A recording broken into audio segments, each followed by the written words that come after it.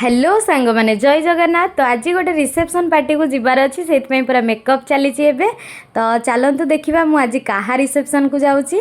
तो फास्ट आम gift packing करके नहीं आसीलु ये स्टेज रे टिके फोटो उठाऊली सहित। तो ये देखो ये सोनू भाई आ सोनी दीदी तांकर पूरा लव मैरेज होते वर्षर भल पाइबा सफल होती। तो से कंग्राचुलेसन भाई आ भाउज। तो फोटो उठे सारा पर आम जाइलु खावाई। तो फास्ट आम स्टार्टर खावाई जाइलु से बहुत भिड़ थिला। तो डायरेक्ट आम मेन कोर्स खाईदेलु। तो बहुत सारा आइटम होता सेठी। तो ता भितर मु मटन आनी चिली चिकेन आनी दहीबरा आनी आ बेसन तरकारी आ पांपड़ बस एतिकी आनी। तापर मुझे गुपचुप खाइबा पड़ेली कहीं झील पिला मैंने तो गुपचुप न खाइले हबनी। तो सांग मैंने भिडियोटी जदि भल लगुए लाइक कमेंट शेयर आउ सब्सक्राइब करने को जमा भी भूलें। तो दीदी देखो ये पूरा बहे खाई आ पेटरे जगह नहीं पूरा मुह मार साराणी तार।